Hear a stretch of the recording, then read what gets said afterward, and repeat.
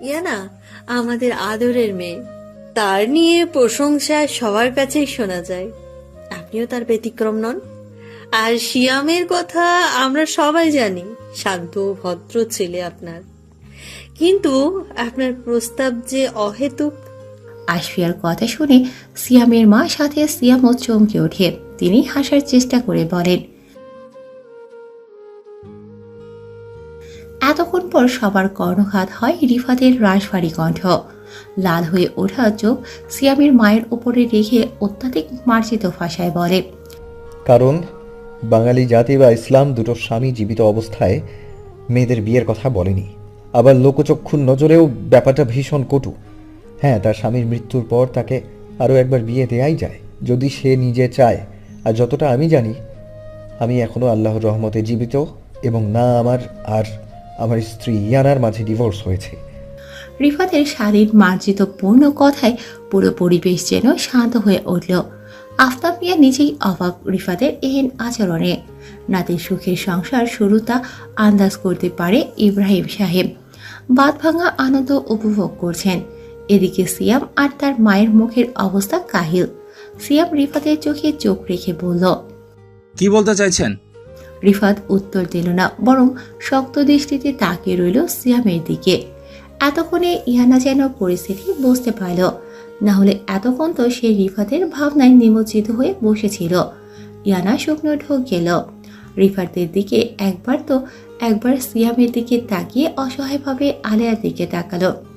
আলেয়া ইয়ানার চোখের ভাষা বুঝে দুকাত উঁচিয়ে নিজের ঠোঁট ফুলিয়ে ইয়ানার কানের কাছে ফিস ফিস করে বলল, দাদা ভাই ভীষণ রেগে আছে আপি।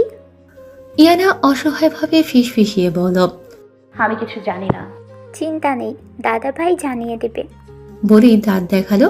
ইয়াসমিন বেগম সিয়ামের কথার পরিপ্রেক্ষিতে বলতে শুরু করলো, ইয়ানা আর রিফাতের বিয়ে হয়েছিল 4 বছর আগে। আপনারা এই বিয়ে সম্পর্কে অবগত নন, আর না থাকারই কথা। রিফাত দেশে ফিরেছে এই বছরই। আমরা অনেকক্ষণ ধরেই আপনাদের এই বিষয়ে বলতে চাইছিলাম, কিন্তু আপনারা তার সুযোগটুকু দেননি। সিয়ামের মায়ের মনে পড়ে তারা যখন থেকে এখানে এসেছে এবং নিজেদের প্রস্তাব জানিয়েছে, তখন থেকে ইয়ানার পরিবারের মানুষ তাকে কিছু বলতে চাইছিল, কিন্তু তিনি সেই সুযোগ তাদের দেয়নি। তখন তাদের কথা বলার সুযোগ দিলে এই মুহূর্তে তাদের এইরকম পরিস্থিতিতে পড়তে হতো না। ইয়াসমিন বেগমের শব্দগুলি যেন সিয়ামের কানে না, বরং হৃদয়ে করাঘাত করল। কেউ যেন অন্তরের আয়নায় সজোরে পাথর দিয়ে আঘাত করেছে, আর মুহূর্তে সেই মন ভেঙে গুড়িয়ে গেল। খুব থেমে আওয়াজে রিফাতের দিকে তাকিয়ে বলল, মানে ইয়ানা আপনার বউ? ব্যাস, রিফাতের এইটুকু বউ শব্দে ইয়ানা চমকে উঠল, পেট মোচড় দিল, মনের কোণে মরিচবাতি জ্বলে উঠল। এদিকে সিয়াম এক পলক ইয়ানার দিকে তাকিয়ে সোফা সেরে উঠে দাঁড়ালো। চোখ তুলে তাকালো না কারো দিকেই। পাতলা কণ্ঠে সালাম দিয়ে বেরিয়ে গেল সাথে সিয়ামের মাও। ইয়ানা এবার চোখ তুলে তাকালো রিফাতের দিকে। ছেলেটা তার দিকেই তাকিয়ে চোখ দিয়ে ভস্ম করে দিচ্ছে ইয়ানাকে। ইয়ানার সর্বাঙ্গ থরথর করে কেঁপে উঠল। নিমিষেই শরীরে যেন অবশ হয়ে এলো। রিফাতের এহেন দৃষ্টি ইয়ানাকে কাবু করে ফেলেছে। আবারও লণ্ডভণ্ড হওয়া অন্তর নিয়ে ইয়ানা নতজানু হয়ে বসে রইল। রিফাত তার কিরমির করে উঠে দাঁড়ালো। ধীর পায়ে ইয়ানার সামনে এসে মেয়েটার হাতের কবজি ধরল শক্ত করে। ইয়ানা চমকে উঠল, কিন্তু মাথা উঁচু করল না। ইয়ানাকে টেনে নিয়ে যেতে নিলে ইয়ানা কাঠ হয়ে বসে রইল। রিফাত এবার দাঁতে দাঁত পিষে বলল, আমার রাগের মাত্রা বৃদ্ধি পাচ্ছে, যা সামলাতে তোমার কুল কিনারা হারিয়ে যাবে, শেষ হয়ে যাবে তুমি। সহসা ইয়ানা কিছুটা স্তব্ধ হয়ে গেল। হৃৎপিণ্ড লাফাচ্ছে। ইয়ানাকে এক প্রকার টেনে নিয়ে যেতে লাগলো রিফাত। তার রাগের মাত্রা হিতাহিত জ্ঞান শূন্য। পরিবারের সবাই থ মেরে রয়েছে। তাদের সামান্যতম কথা হয়তো রিফাতের রাগের মাত্রা বৃদ্ধি করতে পারে, কিন্তু আফতাব মিয়া ইয়ানার ভয়গ্রস্ত চেহারা দেখে রিফাতের উদ্দেশ্যে বলল, রিফাত, ইয়ানা এই সম্পর্কে কিছুই জানতো না, ওকে কিছু বলো না, মেয়েটা এমনিতেই ভয়ে আছে। রিফাত যেন সবকিছু শুনেও না শোনার ভান করল। তার এখন কারো কথাই কানে যাচ্ছে না।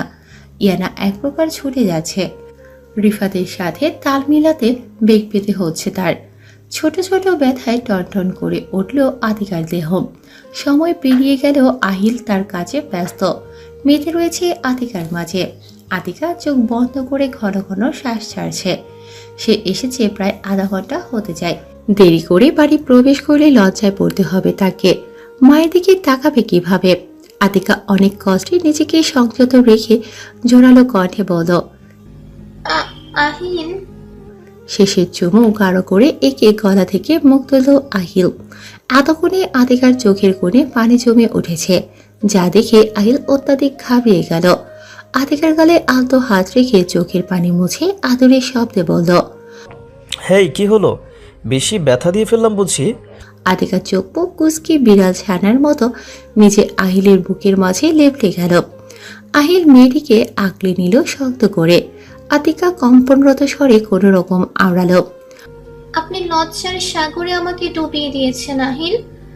আপনার দিকে তাকাবো কেমন করে? সহসা আহিল হেসে উঠল। মেয়েটা এমনিতেই লজ্জায় একাকার, তাই আর তাকে ঘাটালো না। আতিকার মাথায় হাত বুলিয়ে আদর করে দিতে লাগলো, আর এটা সেটা জিজ্ঞাসা করল। আতিকাও আহিলের প্রশ্নের উত্তর দিচ্ছে ধীমে আওয়াজে। কিছু সময় পর আতিকা একটু ইজি ফিল করে। আহিলের বুক থেকে মাথা তুলে আমতা আমতা করে বলল, আমি এখন যাই। আহিল অনিমেষ দৃষ্টিতে তাকিয়ে রইল কিছু মুহূর্ত। তারপর আতিকার ওড়না ভালো করে মেয়েটার মাথায় চাপিয়ে গলা ঢেকে দিল। আতিকার গাল টিপে দিয়ে বলল, বাড়ি ফিরে সোজা নিজের রুমে যাবে, চোখ মুখে পানি দিয়ে ফ্রেশ হবে। এই কাঙ্ক্ষিত দাগ কিছুদিন থাকবে, তাই সামলে চলবে। মা বাবা কিংবা তোমার ভাই দেখলে লজ্জার শিকার হবে, বুঝেছো? আতিকা দ্রুত মাথা ঝাঁকিয়ে ঝটপট দরজা খুলে বেরিয়ে গেল। আর কিছুক্ষণ লোকটার সামনে থাকলে লজ্জায় মূর্ছা ধরবে তার বদনে। বিকট শব্দের গুঞ্জনের সাথে বেচারা ফুলদানি খান খান হয়ে পড়ে রইল ইয়ানার সামনে। ইয়ানা ভয়ে দুকদম পিছিয়ে সিটিয়ে দাঁড়ালো আলমারির সাথে। বুকের ভেতর টর্নেডো হচ্ছে তার, শরীর ভয়ে জমে উঠেছে। রিফাত সোফায় বসে চোয়াল শক্ত রেখে ফ্লোরের দিকে তাকিয়ে আছে। মারাত্মক রকমের সুন্দর মানুষটা এখন যেন লৌহ মানব। হাতের মুঠোয় যেন তার ফর্সা চামড়া ভেদ করে উকি মারছে নীল রঙের শিরা উপশিরা। ইয়ানা এক পলক রিফাতের দিকে তাকিয়ে আবারও দৃষ্টি নোয়ালো। রিফাত এবার আলগোছে উঠে দাঁড়ালো। জোরালো কদম ফেলে আলমারি থেকে একটা কাগজ বের করে তৎপর ইয়ানার হাত টেনে টেবিলের কাছে নিয়ে আসে। একটা পেন ইয়ানার হাতে গুজে দিয়ে কর্কশ কণ্ঠে বলল, স্বাক্ষর করো। ইয়ানা এবার পূর্ণ দৃষ্টি মেলে তাকালো সেই কাগজটির দিকে। এটা তার আর রিফাতের রেজিস্ট্রি পেপার। ইয়ানার সর্বাঙ্গ কেঁপে উঠল। শুকনো ঢোক গিলে নিজেকে ধারস্থ করলো, জেদ দেখিয়ে বলল, না। তুমি বাধ্য। ইয়ানা এবার গরম তেলে পানি পড়ার মতো তেতিয়ে ওঠে। রিফাতের চোখে চোখ রেখে তীব্র অভিমানের বহিঃপ্রকাশ ঘটিয়ে চিৎকার করে বলল, আমি বাধ্য নই। কিসের জন্য এই নাটক? যেই সম্পর্কের ইতি বিচ্ছেদ, সেই সম্পর্কে আমৃত্যুর ওয়াদা কেন করছেন? রিফাতের চোখ শান্ত, কিন্তু ভেতরে থেকে সে পুড়ে যাচ্ছে। গলা জ্বলন্ত অনুভব হচ্ছে তার। ইয়ানাকে কাছে টেনে আবেগে বশবর্তী হয়ে বলল, মৃত্যুর ওয়াদা তো সেই 4 বছর আগেই করেছি। এখন বিচ্ছেদের ইতি টানবো। রিফাতের অবাঞ্ছিত প্রণয়ী স্পর্শে ইয়ানা নেতিয়ে পড়ল। অভিমান অভিযোগ উবে গেল। সেখানে এসে হাজির হলো এক রাশ তরঙ্গ, যা ইয়ানাকে ভেতর থেকে নাড়িয়ে তুলছে। হতভম্ব সে এহেন কথায়। অসাধারণ অনুভূতি জানার ইচ্ছে করছে তার। রিফাতের কোমরের কাছে শার্ট আঁকড়ে ধরে। ইয়ানা অভিমানে অভিনয় করে বলল, যান ওই আপির কাছে, আমাকে মুক্তি দিন, নিজেও মুক্তি হয়ে যান। রিফাতের যেন কি হলো, রাগ লাগলো ইনার এমন কথায়। মেয়েটা কেন তাকে বুঝছে না? কেন তার অভিমানী সমারোহের মধ্যে মিশে থাকা তার অস্তিত্ব অনুভব করতে পারছে না? কেন রিফাতের অশান্ত কাব্য সাহিত্যে ইয়ানাকে লেখা সেই ছোট্ট পাঙ্কুক্তি পড়তে সক্ষম হচ্ছে না? রিফাত হিতাহিত জ্ঞান আহরণ করতে পারল না। ইয়ানার কোমর টেনে নিজের সাথে মিশিয়ে ফেলল। একদম নিস্তব্ধ নীরব মুহূর্তে ইয়ানা স্তব্ধ মুখ থেকে কিছু উচ্চারণ করতে পারল না মেয়েটা। ক্ষণে অনুভব করল নিজের পাতলা ঠোঁটে উষ্ণ স্পর্শ। ইয়ানার বুক ছলাৎ করে উঠল, শরীর শিউরে উঠল মুহূর্তেই। চিকন বদনের কম্পন বাড়ল। ইয়ানা খামছে ধরেছে রিফাতের ঘাড়। জীবনের প্রথমবার এরকম কোনো পুরুষের বেসামাল ছোঁয়া পেয়ে ইয়ানা নেতিয়ে যাচ্ছে যেন। নিজের কোমরে রিফাতের হাতের দৃঢ় স্পর্শে ইয়ানার পেট মোচড় দিয়ে উঠছে। ঠোঁটের ওপর এরকম ব্যাপরা চুম্বন, আলিঙ্গন সব মিলিয়ে ইয়ানা ভীষণ অসুস্থ, শান্ত শূন্য। নিঃশ্বাস নিতে কষ্ট হচ্ছে ভীষণ, ঠোঁটে ব্যথা অনুভব করছে ইয়ানা। ইয়ানা রিফাতকে ধাক্কা দিয়েও কাজ হলো না।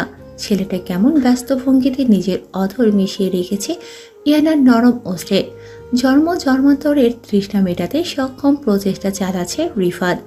সময় গড়ালো। রিফাত ইয়ানার হাসফাসরত কাহিল অবস্থা দেখে মাথা তুলল। দুজনে বেশ লম্বা নিঃশ্বাস নিচ্ছে। ইয়ানা থরথর করে কাঁপছে, চোখ মেলে তাকাতে পারছে না রিফাতের পানে। কিন্তু রিফাত চুপ থাকলো না। দুগাল টিপে বৃদ্ধা আঙুল দ্বারা ইয়ানার ঠোঁট মুছে দিতে দিতে গভীর নিঃশ্বাস ফেলে বলল, সত্যিই যাব তার কাছে। যেখানে সামান্য আলিঙ্গন সহ্য করতে পারোনি, সেখানে পারবে সহ্য করতে? এইভাবেই তাকে কাছে টানলে? নিজের একান্ত মানুষটাকে অন্য কোনো নারীর দেহ? না। রিফাত কথা শেষ করতে পারল না। ইয়ানা হাত উঁচিয়ে রিফাতের মুখ চেপে ধরে কথা আটকিয়ে দিল। ইয়ানার চোখ ছলছল করছে। রিফাতকে অন্য কারোর সাথে দেখা তো দূরের কথা, ভাবতেই বিশ্রী লাগছে তার। ইয়ানা এবার ডুকরে কেঁদে ওঠে। কপাল ঠেকালো রিফাতের প্রশস্ত বুকের খানিক নিচে। হিসকি তুলে কাঁদছে মেয়েটা, কিন্তু রিফাত তাকে আটকালো না। বয়ে যাক মেয়েটার সমস্ত রাগ অভিমান। ইয়ানা এক পর্যায়ে আলতো কণ্ঠে ধ্বনিত করল, কেন ভালোবাসেন না আমায় রিফাত? কেন? আমি কি আপনার যোগ্য নই? রিফাত শুকনো ঢোক গেল। দীর্ঘশ্বাস ফেলে ইয়ানার মাথায় হাত রাখলো। গলায় দৃঢ়তা বজায় রাখার চেষ্টা করে বলল, তুমি আমার যোগ্য বউ। আমার মতো সৃষ্টিশীল, ধৈর্য শক্তি সম্পন্ন মানুষকে বেসামাল খাঁদে ফেলে দিয়েছ। ভাবতে পারছো তোমার অপরাধ?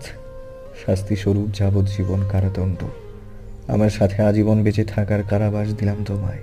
এত সুখের শাস্তি হয় নাকি? এরকম শাস্তি তো ইয়ানা মাথা পেতে নেবে। ইয়ানার মনের মধ্যে সীমাহীন আনন্দ ছেয়ে গেল।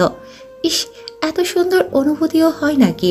ভালো লাগার প্রজাপতি ডানা মেলে উড়ে বেড়াচ্ছে অন্তর্মহলে। ইয়ানা মাথা উঁচু করে থাকালো রিফাতের পানে, যে কিনা অনিমেষ দৃষ্টিতে তার দিকেই নজর রেখেছে। ইয়ানা এবার গুনগুন করে বলল, আর ভালোবাসা? ভালোবাসা তো অনেক প্রকারের। তা কেমন ভালোবাসা চাইছো? একটু আগের মতো ভালোবাসা নাকি এর থেকেও বেশি কিছু? রিফাতের মুখে এরকম লাগাম ছাড়া কথায় ইয়ানার আলোথালু অবস্থা। কোনো রকম নিজেকে রিফাতের থেকে মুক্তি করে ঝটপট তাদের রেজিস্ট্রি পেপারে স্বাক্ষর করে রীতিমতো ছুটে রুম থেকে বেরিয়ে গেল। আল্লাহ, আসে রিফাতের সামনে আসবে কি করে? লাজুকলতায় ভরপুর মুখশ্রী নিয়ে সিঁড়ি বেয়ে ধীর গতিতে নেমে আসে ইয়ানা। শরীর জুড়ে এখনো বয়ে চলেছে শীতল স্রোত। মনে পড়ছে এই বেসামাল ছোঁয়া। রিফাতের বলা প্রত্যেকটা কথা যেন ইয়ানার কানকে ঝালাফালা করে দিচ্ছে। তার কর্ণগ্রন্থি থেকে গরম ধোঁয়া নির্গত হচ্ছে। পারছে না মাটির ভেতরে নিজেকে লুকিয়ে ফেলতে। সেই মানুষটার কাছে কিভাবে যাবে ইয়ানা? সে যে লজ্জায় মিশে যাবে। ইস, এত সুখ ইয়ানার ভাগ্যে ছিল, নাকি এটা তার স্বপ্ন যা চোখ মেললেই ধোয়া হয়ে যাবে? ইয়ানা ঘাবড়িয়ে গেল। অজানায় নিজের হাতের দু আঙুল দ্বারা স্পর্শ করল নিজের ঠোঁট, যা কিছু প্রহর আগে রিফাতের দখলে ছিল। শুভ্রকাল লালিমায় ছেয়ে গেল। মুখ চেপে হেসে ফেলল। ইয়ানার ভাবনা চিন্তার মুহূর্তে বেশিক্ষণ স্থায়ী হলো না। কেউ তাকে হাঁক দিয়ে ডাকলো। ইয়ানা সামনে তাকাতে দেখল ইব্রাহিম সাহেবের একমাত্র বোন ইসরাত বেগম সোফায় বসে আছে। ইয়ানা ঠোঁটে হাসি ফুটিয়ে এগিয়ে গেল তার দিকে। সালাম দিয়ে কুশল বিনিময় করল। ইসরাত বেগম ইয়ানাকে টেনে নিজের পাশে বসিয়ে দিয়ে পান চিবোতে চিবোতে বলল, কে? স্বামীকে নিয়ে ঘরেই ব্যস্ত? এখানে যে দাদি এসে কখন থেকে বসে আছে তার কি ঠিক নাই? ইয়ানা ইসরাত বেগমের কথায় একটু অপ্রস্তুত হয়ে পড়ে। চারিদিকে তাকিয়ে আমতা আমতা করে বলল, তুমি যা ভাবছো সেরকম কিছু না দাদি। আসলে থাক থাক, আর আসলে নকলে বলতে হবে না। বুঝি আমি 4 বছর পরে বরকে কাছে পেয়ে কে বা হাতছাড়া করতে চাই? ইয়ানার কান গরম হয়ে আসে। ছি ছি, দাদির এরকম লজ্জাহীন কথায় ইয়ানার অবস্থা কাহিল। ইয়া আল্লাহ! দরজার সামনে দাঁড়িয়ে আছে আফিয়া। ইয়ানা দৌড়ে গিয়ে আফিয়াকে জড়িয়ে ধরে, সাথে আফিয়াও। সম্পর্ক কি শুধুই রক্তের হয়? না, সম্পর্ক হয় ভালোবাসার, অনুভূতির। আফিয়া ইয়ানার থুতনি ধরে বলল, ধুর আপি, তুমিও না, ভেতরে আসো। সামিয়া কই? আমি তো এখান নেই থালা মনে। সামিয়ার মিষ্টি আওয়াজের পিছন ফিরে তাকালো ইয়ানা। মুহূর্তেই কোলে তুলে নিল সামিয়াকে। মেতে উঠল খুনসুটিতে। আফিয়া এগিয়ে ইশরাত বেগমেরকে সালাম করল। সবার সাথে কুশল বিনিময় করে সোফায় বসল। আলেয়াও নাচতে নাচতে এগিয়ে আফিয়ার সাথে গা ঘেঁষে বসে গল্প জুড়ে দিল। ইয়াসমিন বেগম আর আশফিয়া মিলে হালকা পাতলা নাস্তার আয়োজন লেগে গেল। ইব্রাহিম সাহেব রুমে বসে তসবিহ পড়ছিলেন, আর আফতাব সাহেব একটু বেরিয়েছে কোনো কাজের জন্য। ড্রয়িং রুম জুড়ে কোলাহল, গল্পের সমাহার। ইব্রাহিম সাহেবের অনুনয়ে ইসরাত বেগম এসেছেন। তার বড় ছেলে তাকে ছেড়ে গেছেন মামা বাড়িতে। অনেকদিন বোনকে দেখেন না ইব্রাহিম সাহেব। এই বুড়ো বয়সে ভাই বোন মিলে কিছুটা সময় কাটালে দোষ কিসের? চা খাবে আর গল্প করবে। তাদের গল্প জুড়ে থাকে তাদের কয়েক যুগ আগে আল্লাহপ্রিয় হয়ে যাওয়া মা আব্বার কথা, তো আবার ছোটবেলার কিছু মধুর স্মৃতিচারণ। ব্যাস এইটুকুই তো। শার্টের হাতা গোটাতে গোটাতে নেমে আসে রিফাত। একসাথে অনেকগুলো মেয়েলি আওয়াজ ভেসে আসে। এক মনে ড্রয়িং রুমের দিকে তাকালো। ঠোঁটের কোণে হাসি ফুটিয়ে আপন মানুষদের দিকেই এগিয়ে গেল রিফাত। ইশরাত বেগমও সালাম দিল। সালাম গ্রহণ করে রিফাতকে পাশে বসতে বলল। রিফাতও বাধ্য ছেলের মতো তার পাশে বসে মাথা নাড়িয়ে সুষ্ঠু ভঙ্গিতে ইশরাত বেগমের কথার উত্তর দিচ্ছে রিফাত। কথার এক ফাঁকে ইশরাত বেগমের চোখ যায় আফিয়ার দিকে।